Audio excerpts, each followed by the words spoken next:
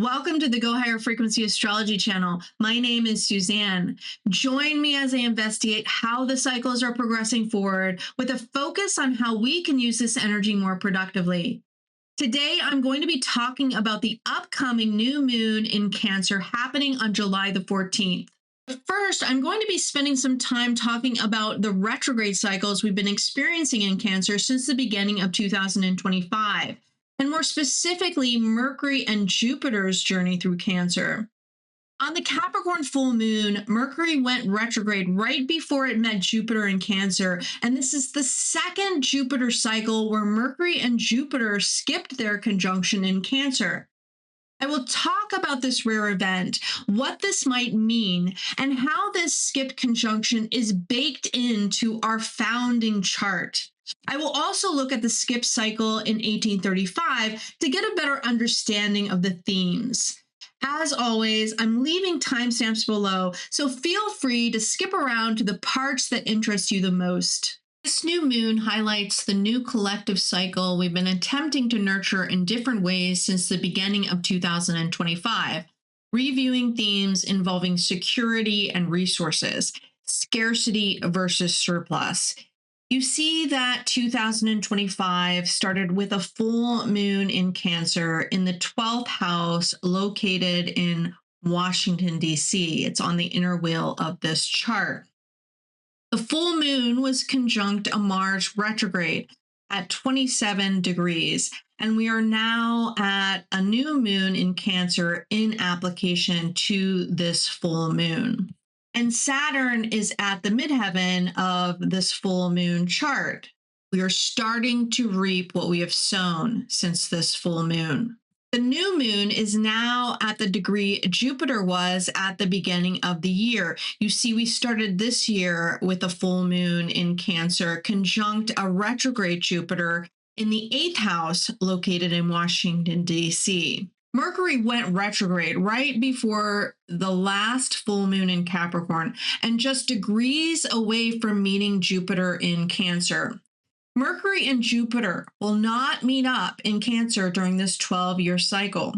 This is the second Jupiter cycle they've skipped a conjunction in Cancer. The last time they met up in Cancer was in 2002. And they won't meet up in Cancer again until 2037, when Uranus will also be in Cancer. And as an aside, I found it very interesting to note that in the 2002 chart, the North Node is right on the degree of Trump's Uranus degree in this chart.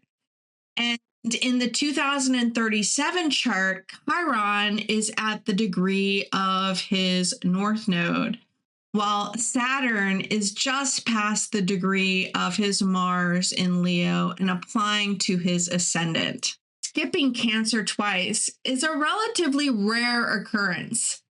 I went back to the year 1700 and I found that Jupiter and Mercury did skip Cancer twice, but not consecutively. And check out when they did skip this conjunction. The first time it skipped Cancer in the middle of its 12-year cycle was in 1776, the year we signed the Declaration of Independence. In May of 1776, just months before the signing of the Declaration of Independence, Mercury met up with Jupiter in late Gemini at 27 degrees. Then Mercury rushed right ahead into Cancer and stationed retrograde a few days before the signing. Mercury then stationed direct on July the 22nd at 15 degrees of Cancer before reaching Jupiter, which had only moved forward to 9 degrees of Cancer. The next time they meet up is in Leo in 1777 near Sibley's North Node degree. So this skip period is baked into the identity of our country. Now, when you think about it, Cancer is a unifying force. It is an identity of sorts. It is coming together over a shared ancestry, a shared sense of belonging.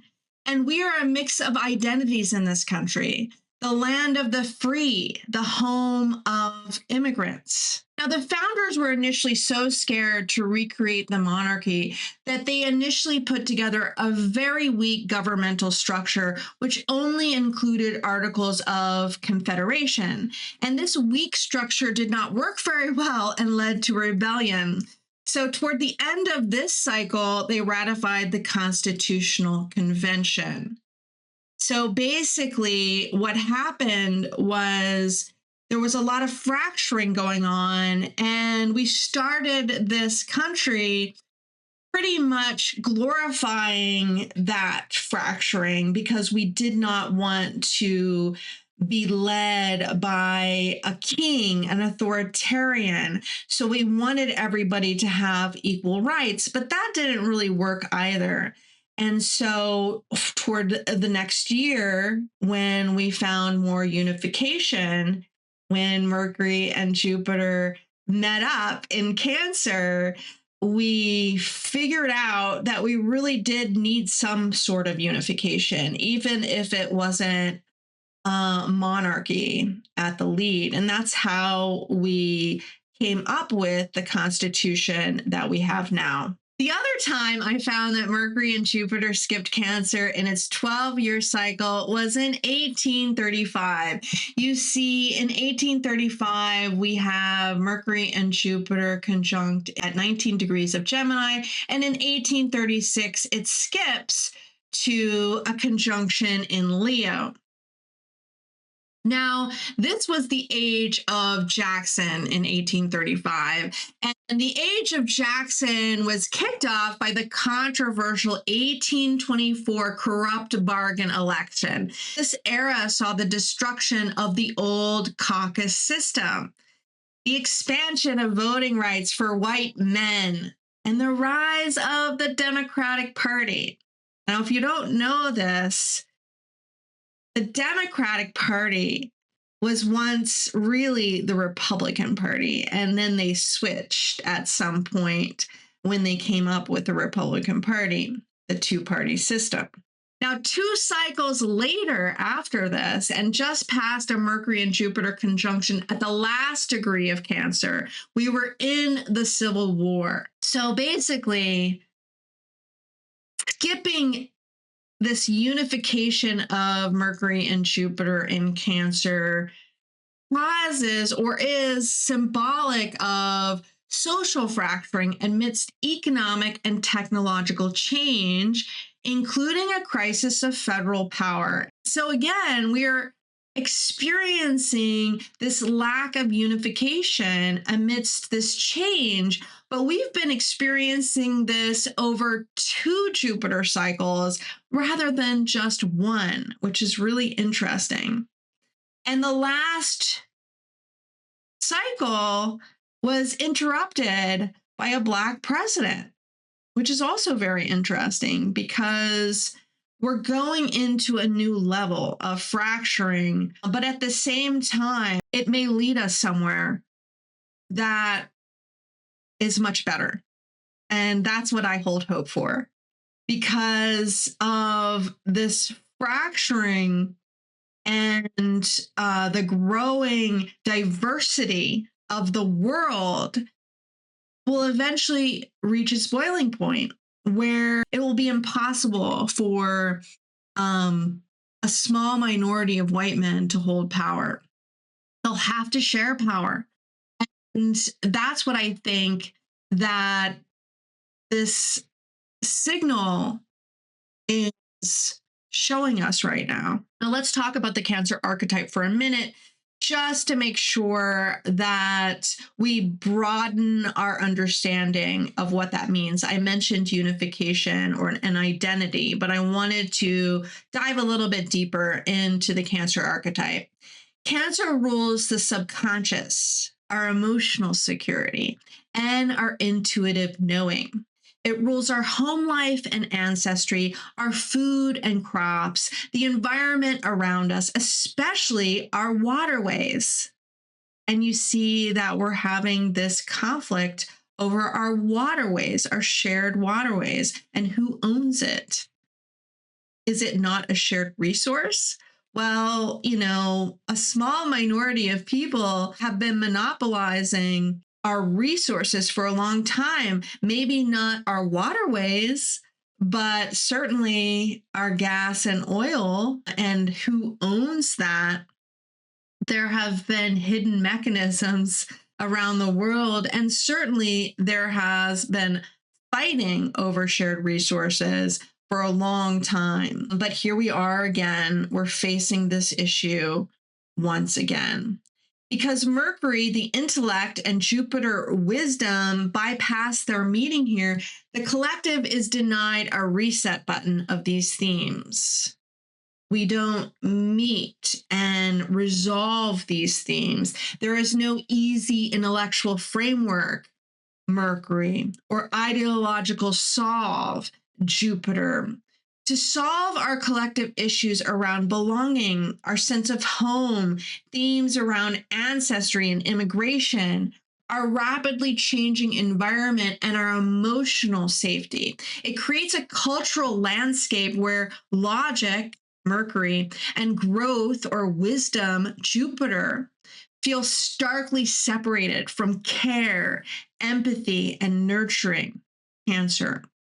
We may have difficulties uniting around a shared ancestry, like I said, or a homeland. Now, it's helpful to remember that this is baked in to the founding of our country. An emotional, secure union based on shared identity is not a term that I would ever use to describe us. We won't find it here in this country based on this founding chart that we have. So we either change that identity in some ways, we basically rewrite our constitution with new ideals, or we accept that there is no security in a shared identity other than our democratic institutions, which is what we built this country's ideals on when we signed the Declaration of Independence. So we have to find security in diversity, in the makeup of our country as an immigrant country.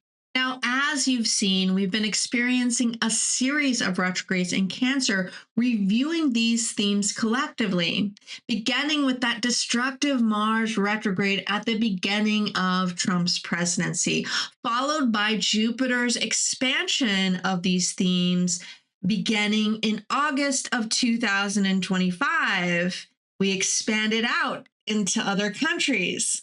And finally, we have a chance to process these changes with the Mercury retrograde cycle transiting the same degrees. Mars retrograde cycle through gate 62 marked the intense power shifts that began as soon as Trump took office. The complete destruction of governmental expertise and structures that had been set up in prior administrations, immigration crackdowns, and sweeping tariffs on other countries. Now, Jupiter's retrograde cycle in the same gate began with domestic standoffs, expanding into regional buildups around the world, and then a considerable overreach with the launch of the war in Iran. Now we're at Mercury's retrograde cycle that began during a fragile ceasefire right before the full moon in Capricorn, as the court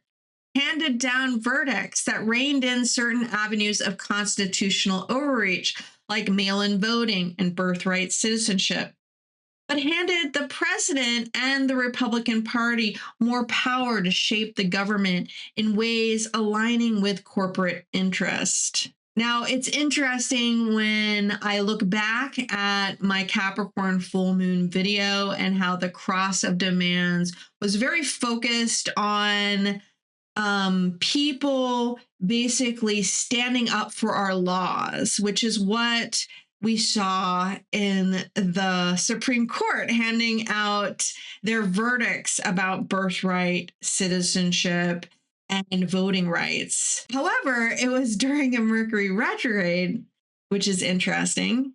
And And you already see that Trump has asked the Supreme Court to review its verdict.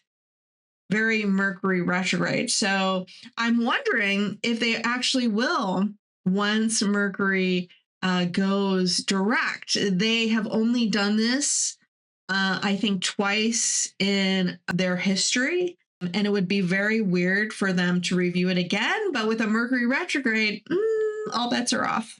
Mercury will turn direct on July the 23rd, right before the North Node transitions into Aquarius on June the 25th, and into gate 30, the gate of the fates, creating the channel of recognition with Pluto in gate 41. This channel symbolizes a deep longing for our fantasies to come true.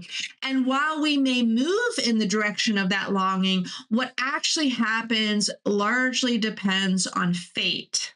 Now, this channel of recognition was defined during the February eclipse when we attacked Iran, and will be defined again very shortly and into the August eclipse in Leo, which is basically on the other side of the February eclipse in Aquarius. It was during this eclipse that Anthropic released its AI agents, resulting in a steep drop in tech stocks as a result.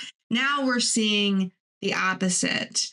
We're seeing a lot of people starting to question these AI companies that are burning through a lot of cash. And so now the AI companies are receiving a drop of customer confidence, especially seen with the SpaceX-AI IPO. We can't really see it with the other AI companies because they're private, but these companies were supposed to IPO this year, and OpenAI has since said that they might not IPO, they might pull back, and that's understandable because we're on the other side of that eclipse, and people are questioning whether these AI models are really a good investment. And maybe AI infrastructure is a better investment. And I think we're being misdirected about what this AI infrastructure really is about, which is more about having control of the cloud and having control over surveillance, basically, and control over the country's people. Because if you can track people enough, you're less likely to have dissidents because you have more control over them. Now, when Mercury turns retrograde, Mars will have just entered gate 45, the gate of the tribal leader of the material way. And it's connecting Saturn in gate 21, the gate of control. And the people who have gate 21 are really controlling the leaders of the material world. They're basically, we need more money for what we're trying to accomplish in the world. And it's a very tense relationship. They're in sextile to each other. If you look at how this plays out in an astrological chart, they're sextile. So there is an opportunity for them to work nicely together, but sextiles don't mean that they do. And so these two gates create the money channel. And people with the money channel basically have themes around money. Now, that could be an opportunity to make money, but it's not always making money. Because of the sextile. It's just an opportunity to make money, but you can also have issues with money, not having enough money. Now, money themes connecting Mars and Saturn, it's not really a good sign because Mars and Saturn are both destructive forces. They're considered malefics. And they're in sextile to each other. And Saturn is in Mars exaltation. So Mars is really in control at this moment. And Mars in Gemini, it's all over the place. And so maybe putting a lot of emphasis in too many areas. And Saturn now is moving very slow. In fact, it has been at 14 degrees since June 27th, and it will turn retrograde on July the 26th, just 3 days after Mercury turns direct. So we'll see these themes play out in our access to funds and where money is going. And we might have difficulties here. We definitely will have hard charging energy that is going in a lot of different directions, which might not be successful in the long run because of that. We're also headed into that Leo solar eclipse, which will activate that February 28th solar eclipse, like I mentioned. And we're at the other side of that eclipse. And we're starting to see what might play out. We had Trump visiting Turkey, trying to wheel and deal with a country that is really in opposition with Israel. And so there's these conflicts happening between different alliances, and it's very much showing this theme of trying to create all of these negotiations to try to find the best deal with leaders who might be against each other. So these unions might not play out to our favor because basically we're pissing everybody off. And when everybody is pissed off, they may unite as a front against us. But it can be helpful to be reminded that acts of fate can completely change our direction in the blink of an eye. And what might be disastrous for one person or country can be a boon for another person or country.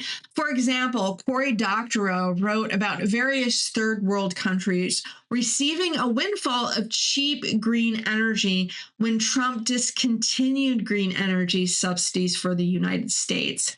In fact, this blockade that's happening may inadvertently play a big role in weaning the world off of our addiction to oil. It's going to diversify how we're getting our resources, and it's going to diversify the types of resources that we lay claim to. So people relying on fossil fuels will not be a great bet because we need to diversify. We've seen that there's a risk in the global supply chain, so we need to diversify how we're gaining access to resources.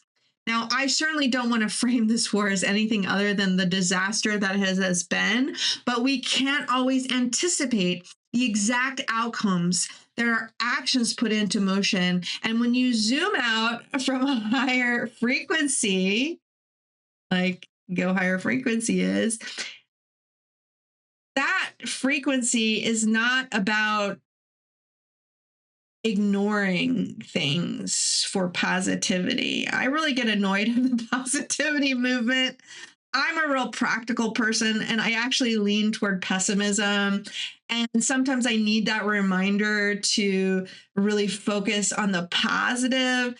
But I'm not going to gaslight what's happening like a lot of positivity mindset people do. They're focused on positive outcomes, and I think we definitely need to go there directionally. But at the same time, when we ignore the reality of what's happening at the moment, we can basically bypass what we really need to work through to get to that positive outcome.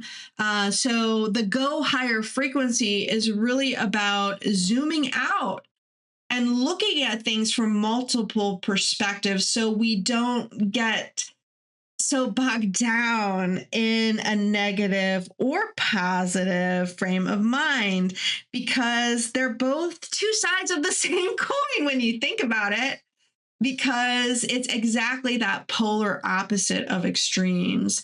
that kind of pushes us one way or the other. I am a person that deals with depression. It's been really hard lately since we've had the North Node in gate 55, and then we had the whole channel of emoting connected for the collective for about a week. And I have this channel. So I'm a moody person by nature. And I found myself getting really depressed when it was the sun was basically on Saturn. I have Saturn in the gate of provocation, and I found myself really depressed. And that's the kind of thing that just happens to me. But I go through moments of extremes, extreme indulgence in feel good energy can lead to extreme depression at the other end. Now, I deal with more of the depression than the highs, and that sucks. But I also know I have a lot of experience with my moodiness, which makes me understand that in those moments of deep depression, I just need a timeout. And if I just nurture myself in the ways that my body is asking for, and I don't focus on it too much, and I don't get bogged down in that energy, it will pass. And if I do focus on it too much and I get bogged down into that energy, it expands that energy for a longer period. So that's the kind of energy that I'm really talking about when I'm speaking of higher frequency, which is coming above it and knowing that the extremes of either side is not the ultimate goal, because at one end you have the bottom and the other end you have the top, and they just go around the wheel, and time passes, the sun rises, and that's the cycles that I'm talking about. Nothing is permanent. We're always going through different cycles. And if we detach ourselves enough from the cycle to where we can see both sides, we're more than likely to not get bogged down in one or the other. Now, astrology itself can demonstrate the variety of expressions. In my previous video, I spoke about the first quarter square happening shortly after the summer solstice and how it was related to the solar eclipse in Virgo and the assassination of Charlie Kirk's. And since that full moon that I was speaking to in my last video appeared pretty destructive, I anticipated something more destructive on the horizon. And yes, eventually we got there. But this is a great demonstration of how Jupiter can add protection and save us from the worst. You see that Jupiter was just past the sun at the degree of the eclipse during this first quarter square. And there was definitely a symbolic outburst during that square, just as it was applying. Trump had this outburst during the negotiations where he threatened to kill the Iranians who were at the negotiating table. So yes, it was a destructive outburst, but it was just words at that time and not actions. Now, we've seen that play out eventually, but Jupiter is still adding some protection, even though it's become a little bit more divisive as Jupiter has moved into Leo and is opposing Pluto. But there's still some protection here.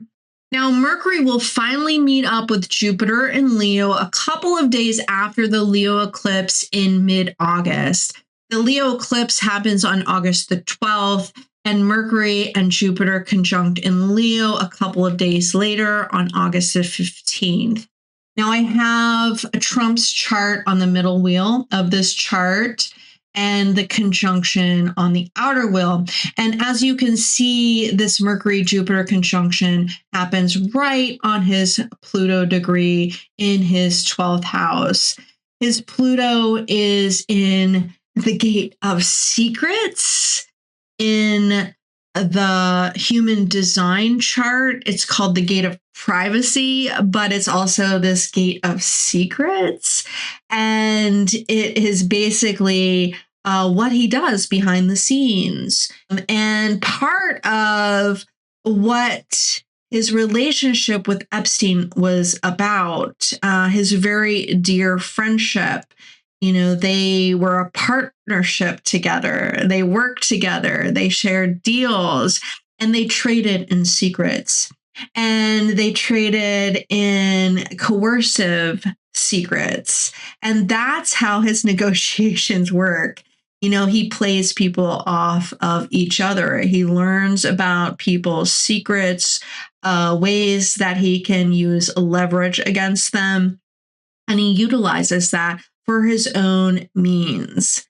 Now, meanwhile, the nodes will be right on his ascendant-descendant axis at this time.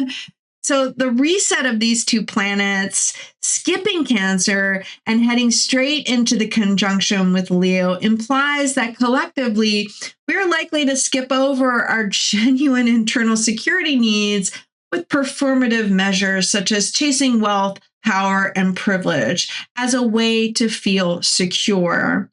And Trump sort of utilizes that desire in a lot of people, that a desire for power and wealth, in order to feel like they have more control or they have more ability to be secure, because that masks this insecurity within all of us, really.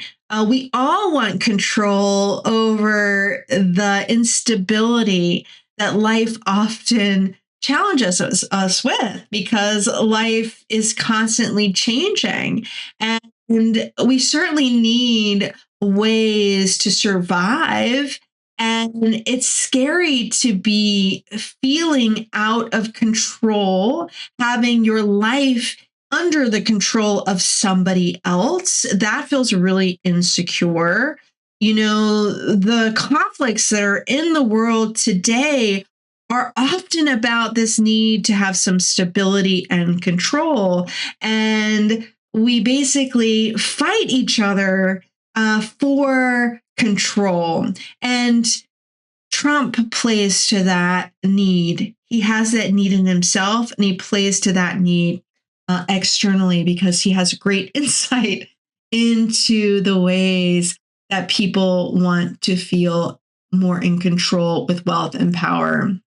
So how I look at this is that there might be some secrets that are hidden or revealed during this time.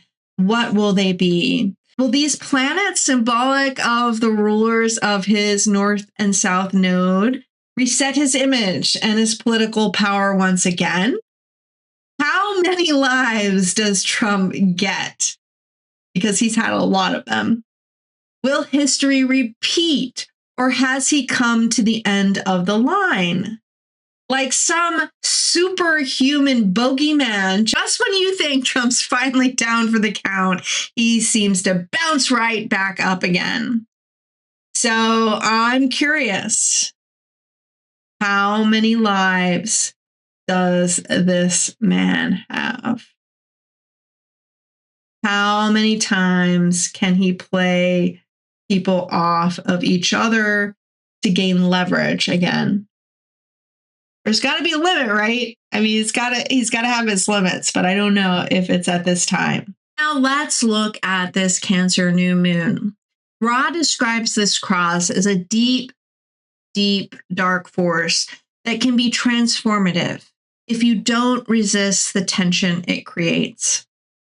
It's similar to how Pluto operates. It works on our emotional body, because that's how transformative experiences operate. We get stuck in our habitual responses to the world. It's something we latch onto as an anchor of familiarity in an otherwise changing environment. Experiencing sameness adds to our sense of security. We can also over-identify with others who stand in for the familiar, or those whom we depend on for our security.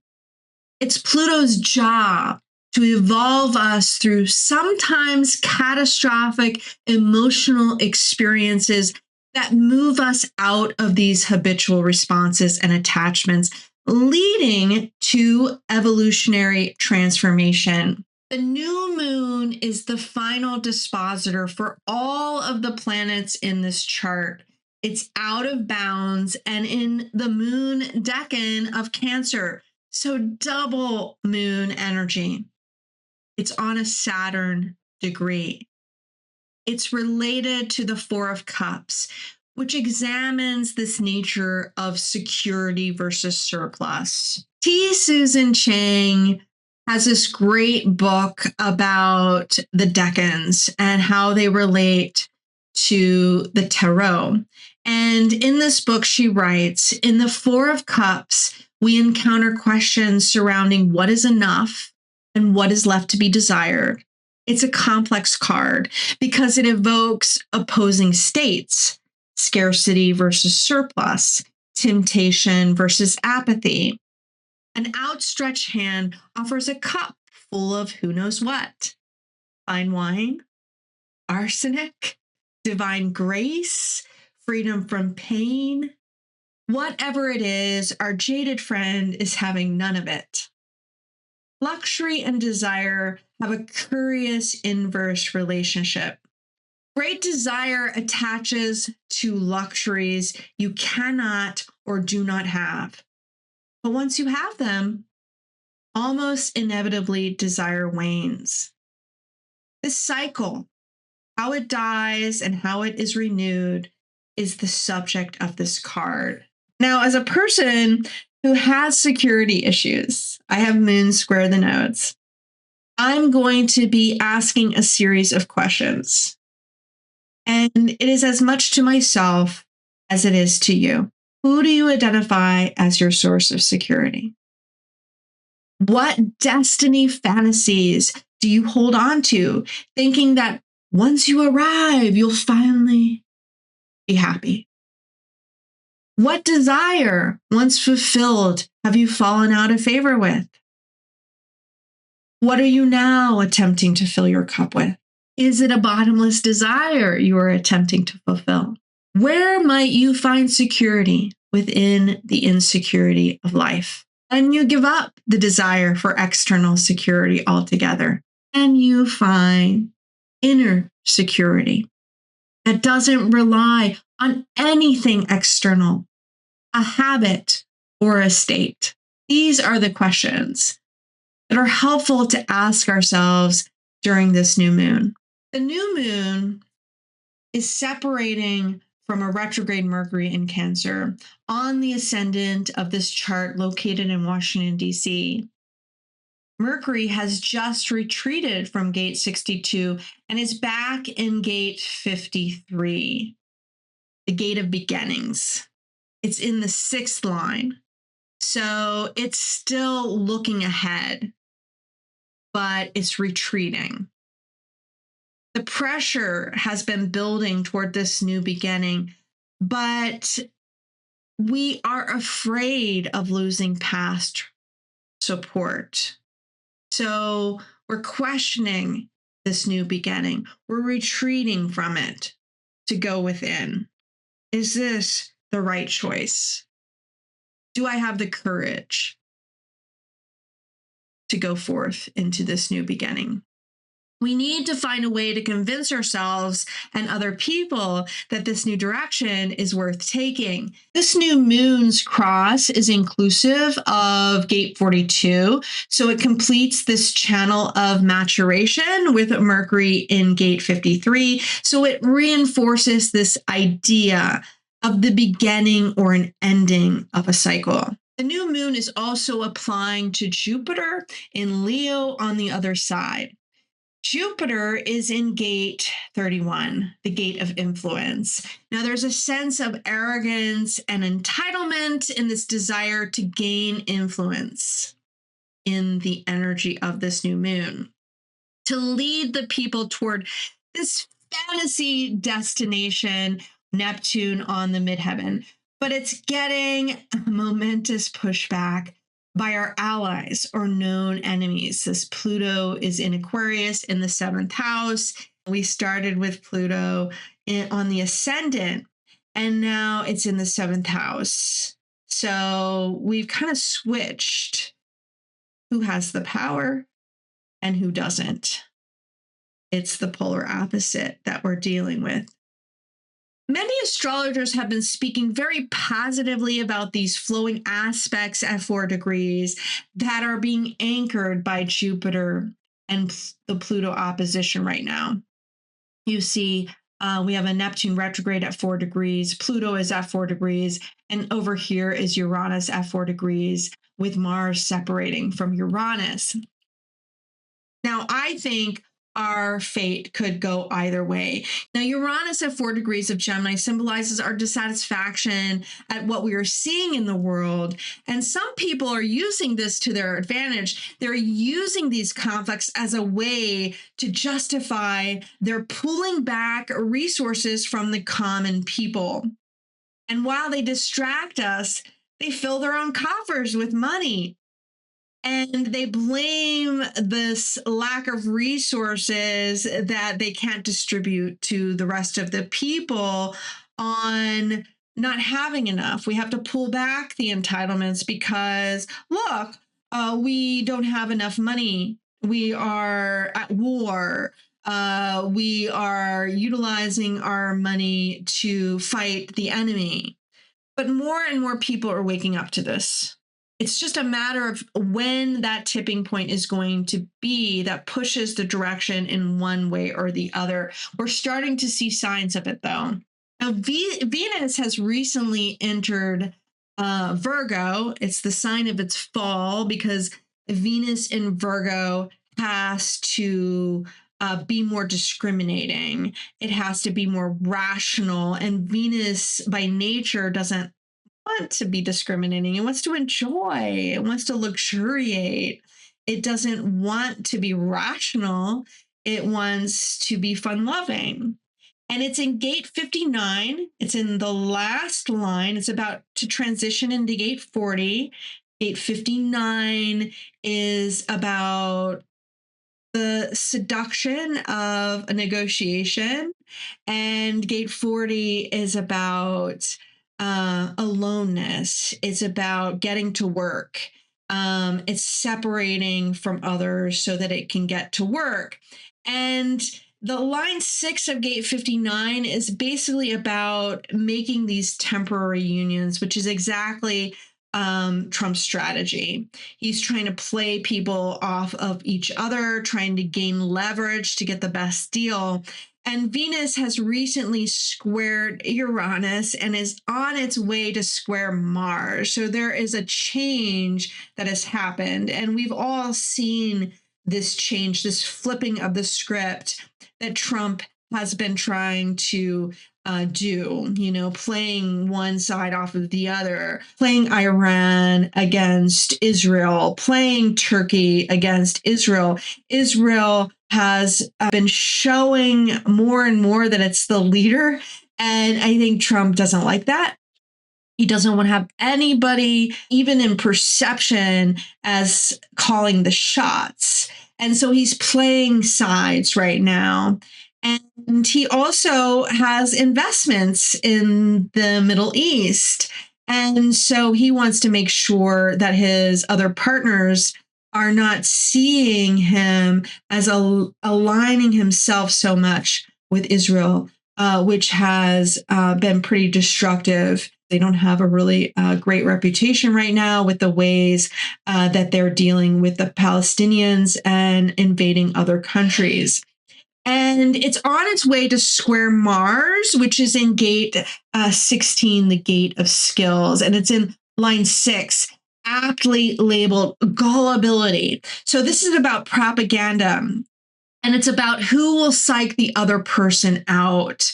It really describes the nature of what's happening between China and the US right now, who has the leverage over AI, who's going to win the AI race.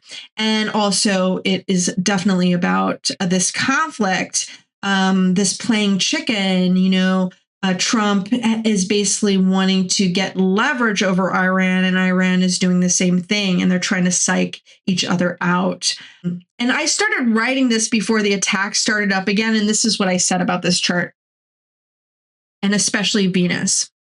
Whatever ceasefires or financial negotiations have been made are likely to have already been disrupted and maybe starting to break down more completely. And we've also started to confront AI propaganda and the stories we've been sold about the current capabilities of AI. We're starting to see the truth behind all of the propaganda that the AI industry has been feeding us. And by the time Venus and Mars square, Venus will be in the gate of oppression, fighting for equal rights, while Mars will be in gate 45, right on Trump's North Node degree, pushing for leadership or respect for the material way. He wants to be on top. He wants to be respected in the world as being the leader and being able to negotiate whichever way he wants to negotiate, not just in our country, but in the world. I want to quote from this great essay that I recently read by Owen McGran. It's called The Dead Economy Theory. He writes, Henry Ford understood, perhaps apocryphally, but correctly in principle, that his workers needed to earn enough to buy his cars. The AI economy is eliminating the workers and expecting the cars to keep selling, except that software has near zero marginal cost. So the entire value proposition is the elimination of the human cost center. The product is the removal of the customer base. Such a great quote. And this quote prompted me to look up Henry Ford's chart. I had never looked at his chart before. And I found it so fascinating. This synergistic moment. I experience this all the time. But as you can see, he was born on the cross of the Alpha. That's actually the cross that the next full moon is going to be on. But you see that his sun is very near Jupiter right now. And he was born on a full moon. So his moon sign is right where Pluto is at this time. And he also has Neptune in Aries right near where Neptune is right now. He has a Neptune retrograde in his chart, and it's part of this grand trine, which connects his North Node in Sagittarius. And he also has Venus in Virgo. It's just so interesting how his chart really matches up with this time period. And I might look into his chart and talk about it more for my next video when the full moon is on the cross of the Alpha. But I want to talk about SpaceX right now. I have Tesla's chart up here, and I'll talk about that in a minute. But as I predicted with Mercury going retrograde, SpaceX experienced an initial pop and is now back to its listing amount, even after it went into the NASDAQ 100. And after analysts were pumping it as much as they can, they're still really trying to sell this story. And as of this moment, people are not buying it. Now, the reason why I have Tesla on the inner wheel of the chart when Mercury goes direct is there's been rumors that he will eventually fold Tesla into SpaceX. And I'm wondering if when Mercury goes direct, will he announce this merger in some ways as a savior or as a way to prop up his Space-XAI IPO. And it looks very likely that he might announce this merger when Mercury goes direct, because Tesla's IPO chart has a double Mercury conjunction. When Mercury goes direct, Mercury is right on the North Node of this chart, and the sun is right on its Mercury degree. It's been so disheartening and surprising to me that tech went all in on being evil. And now they're starting to see how their actions have completely backfired on them. And I just don't understand why they couldn't foresee this happening. I mean, they basically alienated everyone, and how that might play out to their disfavor eventually. It boggles my mind that they couldn't see this happening. And they're slowly starting to wake up to the reality of the animosity that they've deliberately sown in the collective toward AI. And I think they might be trying to save face at this moment. But should we believe them at this point? Will people believe them? I know that this is definitely the future, but the leadership needs to go because they've been sowing this type of future that nobody wants at the end of the day. And we have seen their actions. That it's going to be really hard for the current leadership to stay in place and for us to believe whatever propaganda that they start to put out. I think that we'll see some leaders fall before we move into the direction where this future is going. And I don't know how long and how painful that fall will be, but it seems likely that we're headed toward that in the next couple of years. We are definitely headed for a lot of turbulence. As Pluto in Aquarius often represents, there's a lot of revolutions during this time that Pluto goes through Aquarius in past history. And this is going to be no exception, as we see it starting to play out already, and as we see how everybody's been divided. And we'll be experiencing this throughout Uranus's time in Gemini as well. But I always want to look and hope for the best outcomes through this turbulent time. I want to remind everyone to look at all of the possibilities that could happen and focus your energy in ways that energize you toward that possibility while still being grounded in the present. So that's it for me now. I hope that this was helpful, and I'd love to hear what's been going on in your life and what you're focusing on during this time. I hope everybody is taking care to nurture their spirit. It's very important to do that, especially if you've been dealing with depression, which is easy to fall into at this moment. Nothing is hopeless. We always have the opportunity to have hope because there's always a new day dawning. Okay, that's it for me. I'll talk to you later. Bye.